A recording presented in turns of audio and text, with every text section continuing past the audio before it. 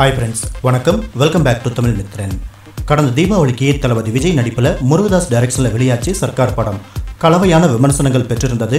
ஆனாலும் தீபாவளிக்கு வேற எந்த படமும் ரிலீஸ் ஆகாத காரணத்தால சர்க்கார் படம் உலகம் முழுவதும் 200 கோடிக்கும் அதிகமாக வசூல் பண்ணதா சொல்றாங்க. இந்த அளவுக்கு வசூல் கிடைச்சதுக்கு தளபதி விஜய் முருகதாஸ் சன் பிக்சர்ஸ் கூட்டணி தான் காரணம் அப்படின்னு யாரும் சொல்லி தெரிய வேண்டியதில்லை.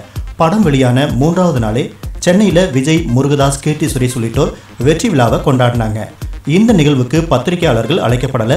இந்த நிலையில் தளபதி விஜயுடைய PRO ரியாஸ் கிட்ட இருந்து இன்னைக்கு காலையில் ஒவ்வொரு மீடியாவுடைய முக்கிய பொறுப்பில் இருக்கிறவங்களுக்கு ஒரு மெசேஜ் வந்திருக்கு.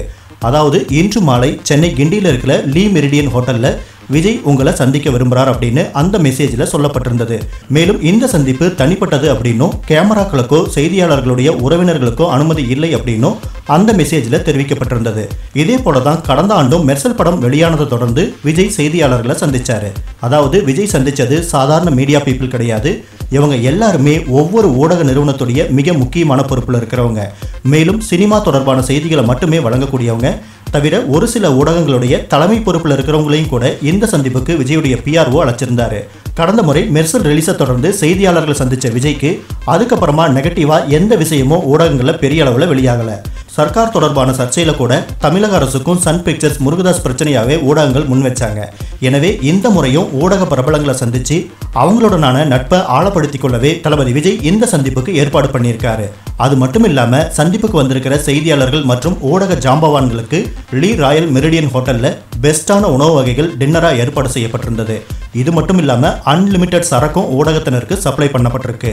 பியர் குடிக்கிறவங்களுக்கு பியர், ஒயின் குடிக்கிறவங்களுக்கு ஒயின், ஜின், பிராந்தி அப்படின்னு பாரபட்சமே இல்லாம கேட்குற அளவுக்கு சரக்கும் சப்ளை பண்ணப்பட்டிருக்கு. இது மட்டும் இல்லாம சைடிஸா எக்கச்சக்க வெரைட்டியை போட்டு அசத்தியிருக்காங்க.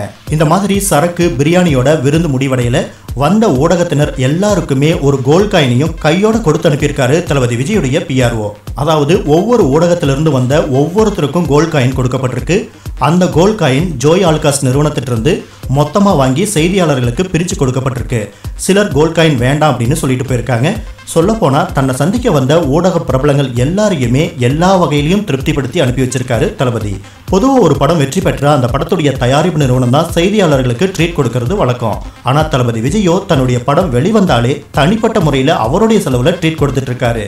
அடுத்து வெளியாக இருக்கிற தளபதி 63 படத்திற்கு இப்போ இருந்தே ஊடகங்களை தன்வசப்படுத்தியிருக்காரு தளபதி விஜய்.